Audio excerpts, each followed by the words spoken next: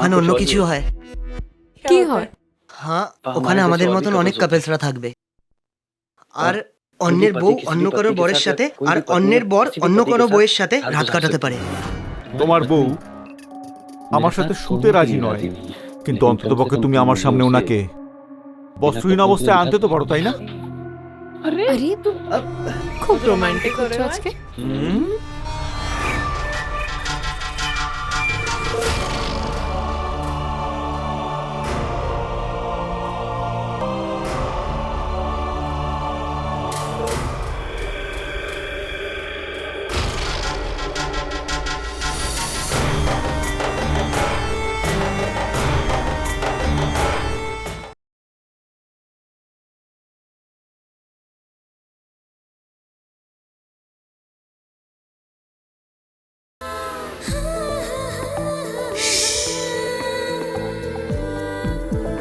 गुप्त गुनाह बंद दरवाजे के पीछे।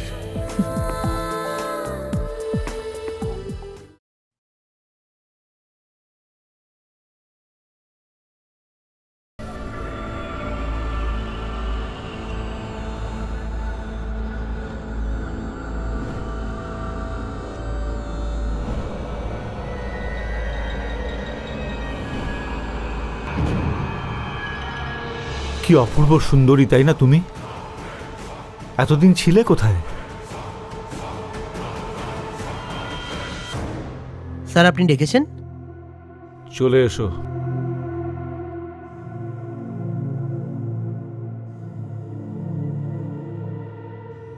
স্যার, এবার তো আপনার কাজ হয়ে গেছে, এবার আপনি স্যাটিসফাইড না? না আদিত্য,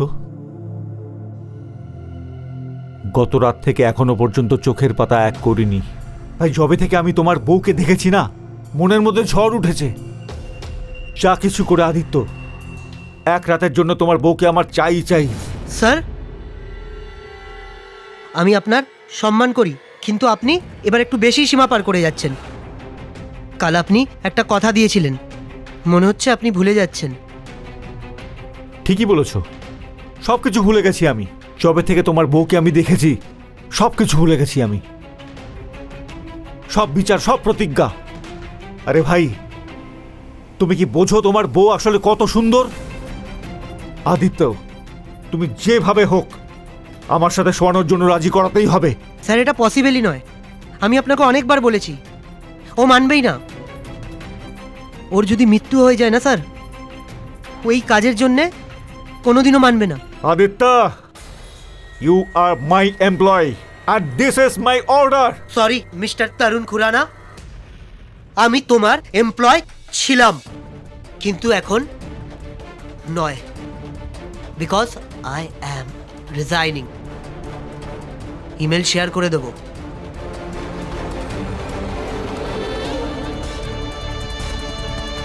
দেখে নেব তোমাকে। আদিত্য, হবে কি হলো? এই সময় ব্যাগ প্যাক করে কোথায় যাচ্ছিস? আর এই এত আওয়াজ কেন আসছিল ভেতর থেকে? কিছু না ভাই, আমি জব ছেড়ে দিয়েছি, আর আমার এখানে কোনো দরকার নেই। জব ছেড়ে দিয়েছিস? হবে কি হলো হঠাৎ করে, কিছু বলবি? কিছু না, আমি গেলাম। আরে আদিত্য, আরে কিছু তো বল ভাই।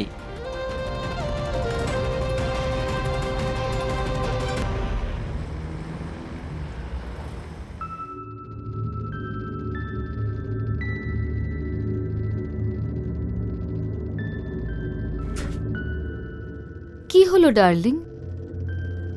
খুব বেশি টেনশনে দেখাচ্ছে যে। তোমার খুব ফেভারিট, তাই না আদিত্য? রিজাইন করতে চলে গেছে। তো ও তো তোমার বেস্ট এমপ্লয়ি ছিল না? ছিল ভালো এমপ্লয়ি, কিন্তু আসলে ছিল চিটার। চিটার? কি চিটিং করেছে ও তোমার সাথে? ওই দিন যখন মুনলাইট ক্লাব গেছিলাম না আমরা, ওই যে মেয়েটা ছিল রোজি, ও আসলে ওর বউ নয়, রাস্তার একটা নিরক্ষর মেয়ে। নিজের বউ বলে আমার গায়ে ঠেলে দিয়েছে। আর তুমি তোমার সাথে যেগুলো। তো তুমিও কি ওর ওয়াইফকে সবকিছু জানিয়ে দাও? ওর বউকে দেখানোর জন্য কোনো প্রমাণ নেই আমার কাছে। তাছাড়া ওর বউ আমার কথা কেন বিশ্বাস করবে? ঠকিয়ে তো ছেও, কিন্তু যাই বলো, ওর স্ট্যামিনাটা ভালো ছিল। আরে ন্যান্সি, তুমিও না, ছেলেটা আমার সঙ্গে গেম খেলে চলে গেল আর তুমি ওর প্রশংসায় পঞ্চমুখ। এখনো অবধি শুধু ওই গেম খেলছিল, এবার আমরা ওকে দেখাবো গেম কিভাবে খেলে। এখনো অবধি ও আমাদের শিকার করেছে, এবার আমরা ওর শিকার করব। সেটা কিভাবে সম্ভব?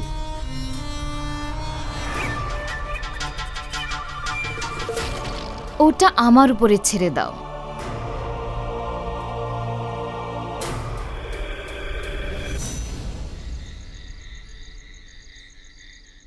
কিন্তু আদিত্য, তুমি তো ভালো কাজ করছিলে অফিসে, তো চাকরি থেকে বের করে দিল কেন? কিছু না, আমি প্রমোশনের কথা বলেছিলাম, কিন্তু আমার ওপরেই রেগে গেল। আমার রাগ হয়েছিল, আমিও শুনিয়ে দিয়েছি মুখের ওপর, উল্টো আমায় শোনাচ্ছিল। মাথা খারাপ করে রেখেছে একদম।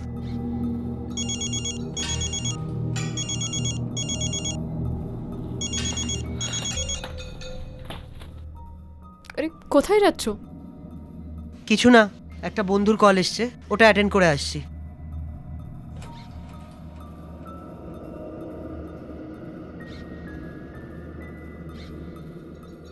হ্যালো, ন্যান্সি বলছি, তোমার বসের ওয়াইফ। আজ তোমাদের দুজনের মধ্যে যা হয়েছে তরুণ আমাকে সব বলে দিয়েছে। ভালো কথা যে আপনি সব কিছু জেনে গেছেন।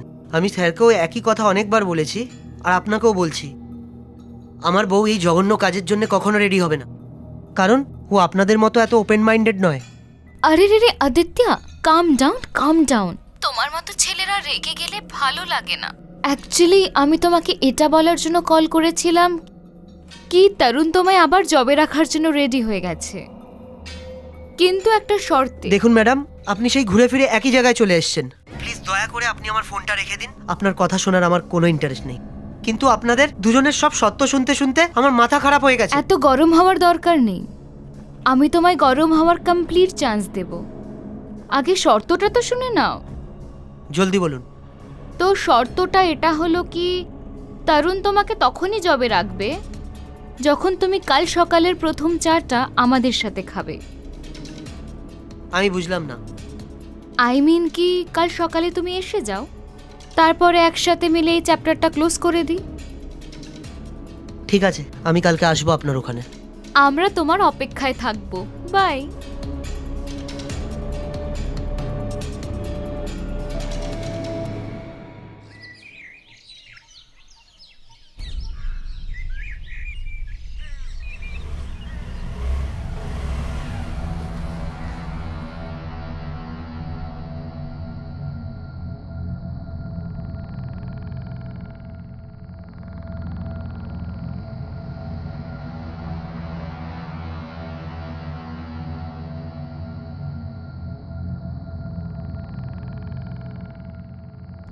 ম্যাম, আরে আদিত্যা, কেমন আছো তুমি? আমি ঠিক আছি। সরি, একটু লেট হয়ে গেল আমার আসতে। ইটস ওকে, আসো ভেতরে আসো। হ্যাঁ ম্যাম।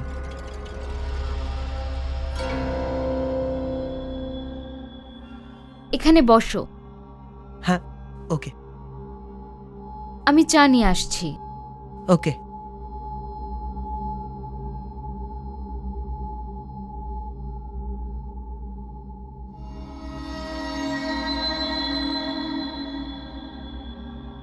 তরুণ স্যারকে দেখতে পাচ্ছি না। অ্যাকচুয়ালি ওর খুব আর্জেন্ট একটা মিটিং আছে, তাই ওকে যেতে হলো। ও হ্যাঁ, তো কথা কিভাবে হবে তাহলে? কোনো ব্যাপার না, আমি ওকে সব কিছু বুঝিয়ে দিয়েছি।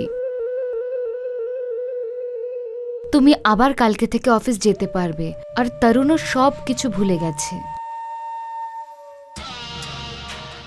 আর তুমি কেন এত স্ট্রেস নিচ্ছ? নিজের কাজে কনসেন্ট্রেট করো। Thank you so much ma'am. Don't call me ma'am, Nancy. আপনাকে অনেক অনেক ধন্যবাদ। আপনি এত কিছু করলেন আমার জন্য যে আমি রিল্যাক্স ফিল করছি। আমার মাথার থেকে একটা চাপ পুরো হালকা হয়ে গেল। আপনি বলুন আমি আপনাকে কিভাবে ধন্যবাদ জানাই?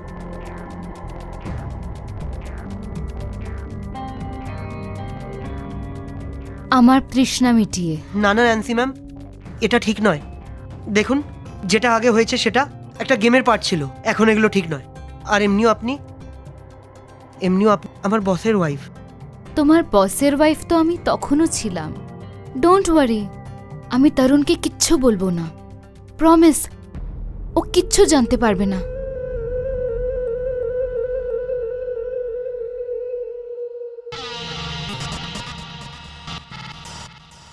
চলো, কাম।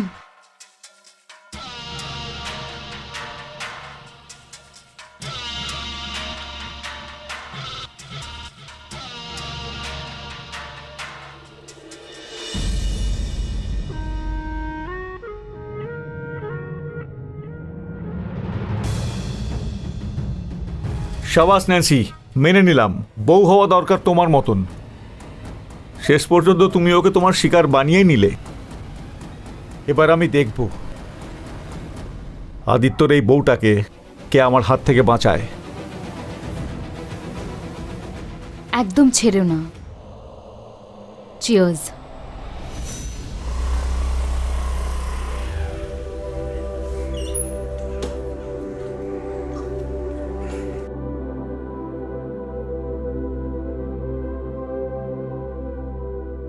সীমা, সীমা, গেস হোয়াট? আমার জব আমি রিটার্ন পেয়ে গেছি। সত্যি? ইয়েস, এটা হয়েছে ন্যান্সি ম্যামের জন্য। উনি স্যারকে মানিয়েছে। শ্যাম, হ্যাঁ শ্যাম বল। আমি হসপিটালে ভর্তি ভাই। কি হয়েছে? আমার অ্যাক্সিডেন্ট হয়ে গেছে। এমন কিছু সিরিয়াস তো নয়? না ভাই, কোন হসপিটালে? সিটি হসপিটালে আছি। ঠিক আছে, তো আমি চেঞ্জ করে আসছি তোর কাছে। ঠিক আছে? ঠিক আছে ভাই। হ্যাঁ, বাই। কি হলো? ও আমার কলিগ আছে না হ্যাঁ। শ্যাম, তো ওর ছোটো মোটো একটু অ্যাক্সিডেন্ট হয়ে গেছে। বেশি কিছু সিরিয়াস হয়নি তো? না না না, এমন কিছু সিরিয়াস নয়। আমি চেঞ্জ করে নিই, তারপর ওর সঙ্গে আমি দেখা করতে ঠিক যাচ্ছি। আছে।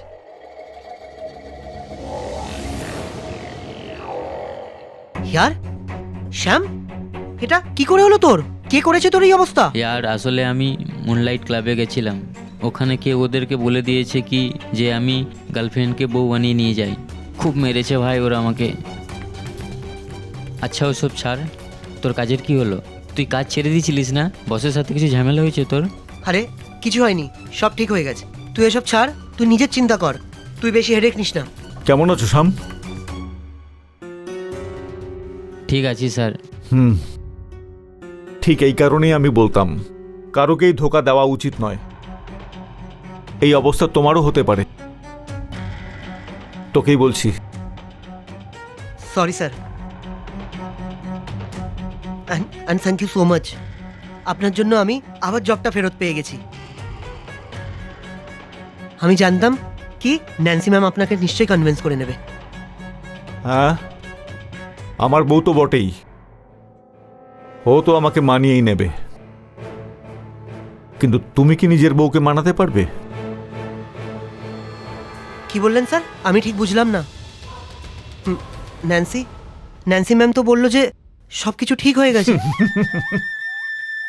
শেষ, এই তো সবে শুরু।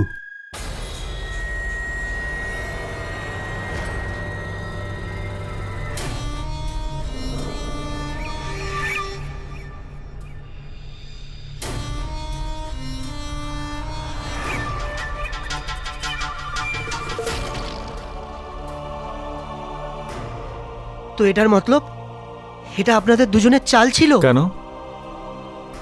চাল শুধু তুমি চালতে পারো? একবার বাঘের মুখে যখন হাত ঢুকিয়েছো, আঘাত তো পাবেই। দেখো, তোমার কাছে শুধুমাত্র আজকের রাতটাই রয়েছে তোমার স্ত্রীকে আমার সাথে শুতে রাজি করানোর জন্য। তা না হলে এই যে ভিডিওটা দেখলে না তুমি, এটা তো শুধুমাত্র ট্রেলার। বাকি ফিল্মটা রয়ে গেছে তোমার বউকে দেখানোর জন্য। যদি এরকম কিছু আপনি করেছেন না, তো দেখবেন আমার থেকে খারাপ কেউ হবে না। যদি আর 1 সেকেন্ডের মধ্যে তুই আমার কলারটা না ছাড়িস না, তাহলে তোরও একই অবস্থা হবে। ছাড়। এখন একটা কথা মন দিয়ে শুনে নে, এখন আমি ঠিক এই রকমটাই করব। এখন তো আমার কাছে প্রমাণও রয়েছে তোর বউকে দেখানোর জন্য। ভিডিওটা দেখলেই ও ভালো করে বুঝে যাবে। যে আমার বউয়ের সাথে রসলীলা খেলার মানুষটা আসলে তুই। এখন তোর কাছে আর কোনো অপশন নেই। বউকে রাজি করাতে আর দেরি করিস না কিন্তু, কারণ যত তুই দেরি করবি তত বেশি তোর আর তোর বউয়ের জন্য ক্ষতিকর হবে। কারণ আমার ভেতরে থাকা এই যে পিপাসার্থ শয়তানটা আছে না, এর নৃশংসতা আর পিপাসা দুটোই বেড়ে চলবে। Get well soon.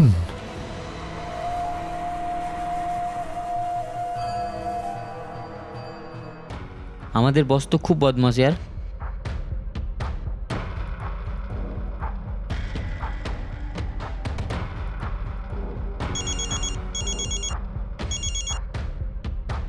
হ্যালো, তুমি এত খারাপ হবে যে আমি এটা ভাবতেও পারি না। আমরা তোমার সাথে গেম খেললাম তো খারাপ লেগে গেল? আমি তো তরুণেরই ওয়াইফ। নিজের স্বামীর ফ্যান্টাসি পূরণ করার জন্য আমি যা কিছু করতে পারি। সত্যি তোমার মতো এত ক্যারেক্টারলেস মহিলা আমি কখনো দেখিনি, আমি জীবনে দেখিনি। আমি আছি কামাল আদিত্যজি। তোকে যদি আমি অফিসে ফেমাস না করি তো আমার নামও আদিত্য সিং নয়। আমি পুরো পুরো অফিসে বলে দেবো তোমরা দুজন যে নোংরা খেলা খেলছো না, তুমি আর তোমার স্বামী, সব বলে দেবো আমি। আর কোম্পানির যতগুলো ক্লায়েন্টস আছে না, ওদের সবার সামনে তোমাদের পোল খুলে দেবো আমি। Shut up! You shut up! তুমি ধান্দা করার মেয়েদের থেকেও একদম বেকার। এই খেলা তুমি শুরু করেছো না, এবার এটা আমি শেষ করব। তোমার যা করার আছে করে নাও, কিন্তু আমি আমার বউকে তোমার ওই স্বামীর হাতে কখনো তুলে দেব না, বুঝলে তুমি? হ্যালো হ্যালো আদিত্য, হ্যাঁ হ্যালো তরুণ, ঘরে তাড়াতাড়ি আসো।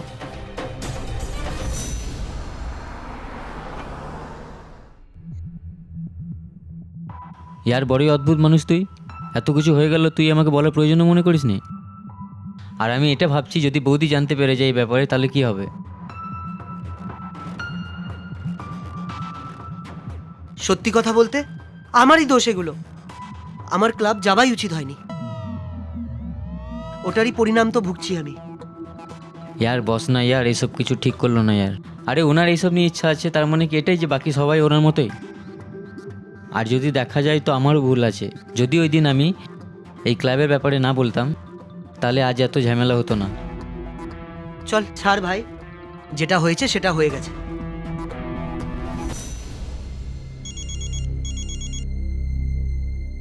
ফোন ওঠা আদিত্য, ফোন ওঠা। এখন এ কেন ফোন করছে তোকে? হ্যালো তুই আমার আর আমার বউয়ের ইজ্জত নিয়ে খেলা করবি? স্যার, ওটা আমি ভুল করে রেগে গিয়ে বলে দিয়েছিলাম, ওটা আমার বলার কোনো উদ্দেশ্যই ছিল না স্যার। আচ্ছা, তুই তো বলেছিলি যে অফিসে আমাদের দুজনের সম্বন্ধে সবাইকে বলবি। হ্যাঁ, তোর এত বড় সাহস। এবার তুই দেখ আমার power. Sir please try to understand, আমি যেটা বলেছি স্যার, আমি ওটা রেগে গিয়ে বলেছি। ও, রাগ হয়ে গেছিল? তাহলে এবার তুই আমার রাগ দেখে নে। আমি আমার রাগটা তোরই বিছানায় তোর বউয়ের ওপর গিয়ে ফেলবো। হেই, এটা তুই করতে পারিস না। যদি এক বাপের ছেলে হয়ে থাকিস না, চলে আয় আর আমাকে আটকে দেখা। এখনকার মতো বাই বাই। শোন আমার কথা। হ্যালো হ্যালো, শালাও আমার ঘরে যাচ্ছে। আরে দাঁড়া, আমিও যাচ্ছি। সীমা, সীমা, সীমা কোথায়? বলো সীমা কোথায়? কাম ডাউন আদিত্য, কাম ডাউন। তোমার ওয়াইফ সীমা এখানেই আছে। তরুণ ডার্লিং,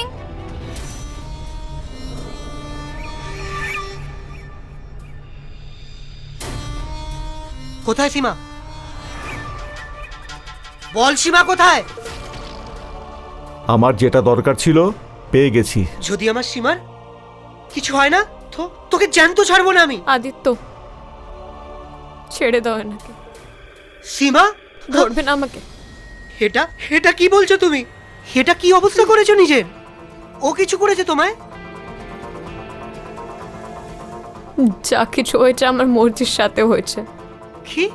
আমি তোমার সব সত্যি জেনে গেছি। আর ওই ওই ভিডিও, ওইটাও দেখেছি আমি তোমার। আর এই দুজন তোমার সব কারনামা বলে দিয়েছে আমাকে। কি আজে বাজে বলছেন আমার হাজবেন্ডের জন্য। এক্ষুনি তোমরা দুজন আমার বাড়ি থেকে চলে যাও। চলে যাব, কিন্তু যাওয়ার আগে দুটো কথা আমি মাথার থেকে মুছে ফেলব। প্রথম, যখন তোমার স্বামী তোমার জন্য গিফট নিয়ে এলো আর তুমি ছিলে ওই রুমে, কাপড় চেঞ্জ করছিলে, আর আমি তোমাকে দেখলাম ওই জানালা দিয়ে। ঠিক কী কারণে তুমি জানো? তোমার স্বামীর জন্য। আর বাকি রইল দ্বিতীয় কথা, দেখাও একে। আর এটা হলো তোমার স্বামীর আসল চেহারা। ও আমার সাথে আর আমার বউয়ের সাথে মিলে ওয়াইফ সোয়াপিং এর খেলা খেলেছিল, যেখানে ও তো আমার নিজের বউকে ভোগ করলো, কিন্তু আমার হাতে ধরিয়ে দিল রোজি নামের রাস্তার একটা নিরক্ষর মেয়েকে। যেটা ও আমার বউয়ের সাথে করেছে সেটাই আমি তোমার সাথে করতে চাই। ইটস এ গেম, ঠিক না?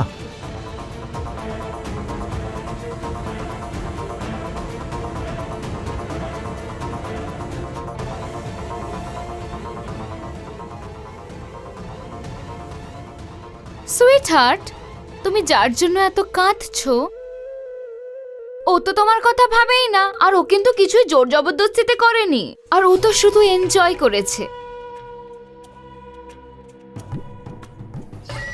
আর তুমি কেন এত সতী সাবিত্রী সাজছ? ও তো নিজের মতো করে বাঁচছে। আমার মতো করে বাঁচো, enjoy your life, live your life. আর একটা কথা, আর যদি তুমি আমাদের কথা না শোনো তাহলে আমি ওর এই ভিডিওটা ভাইরাল করে দেব।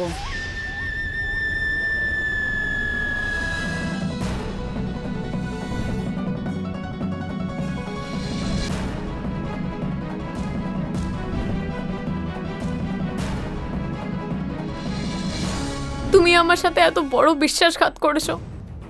আরে বউ, আমি তোমার খুব ভালোবাসতাম, আমি তোমাকে। আর আর তুমি এটা, আর তুমি আমাকে ভালোবাসার নামে সৌদা করে দিলে। সীমা, আমাকে ক্ষমা করে দাও। আমি জানি আমার খুব বড় ভুল হয়ে গেছে। সরি। ভুল হয়েছে তোমার আদিত্য,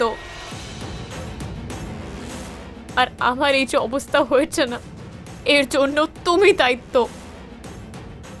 আজ একটা বাইরের পুরুষ ঘরে এলো আর আমার ইজ্জতে হাত দিয়ে ফেললো, এটার জন্য তুমি দায়ী।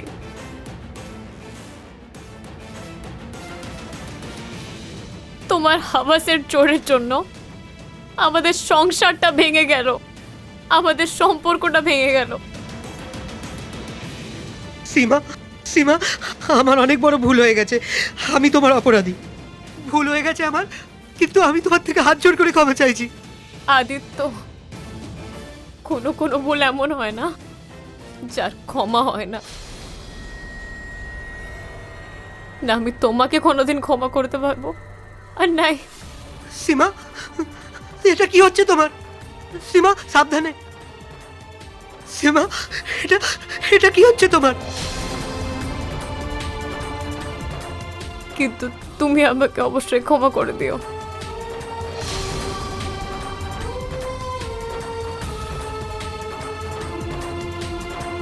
সীমা, সীমা, সীমা,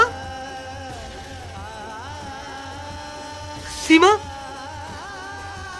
সীমা, আমি তোমার অপরাধী। সীমা, প্লিজ আমাকে ছেড়ে যেও না। সীমা।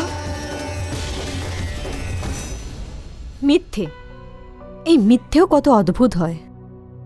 যখন আমরা নিজেরা বলি তখন খুব ভালো লাগে, কিন্তু যখন অন্য কেউ বলে তখন খুব খারাপ লাগে। ন্যান্সি মিথ্যে কথা বলে আদিত্যকে নিজের জালে ফাঁসিয়ে নিল, আর তারপর আদিত্য যখন এই কথাটা জানতে পারল তখন ও খুব রেগে যায়, কারণ ও দুষ্কর্মের সমস্ত প্রমাণ ন্যান্সির ফোনে রেকর্ড হয়ে গেছিল। কিছু মুহূর্তের খুশির জন্য আদিত্য আজ নিজের বউয়ের মৃত্যুশোক পালন করছে। পুলিশ তরুণ আর তার বউ ন্যান্সিকে অ্যারেস্ট করে নিল, আর সাথে সাথে ওই ক্লাবের ম্যানেজারকেও অ্যারেস্ট করল, আর এই নোংরা খেলা বন্ধ করে দিল। আমাদের এই সমাজে, এই দেশে ওয়াইফ সোয়াপিংয়ের মতন ব্যবস্থা না কেউ অ্যাকসেপ্ট করেছিল আর না অ্যাকসেপ্ট করা উচিত। তাহলে চলুন, এই গল্পটা তো এখানেই শেষ হয়ে গেল, কিন্তু গুপ্ত গুনাহের আগামী গল্পে আবার দেখা হবে। ততক্ষণের জন্যে নিজের খেয়াল রাখবেন।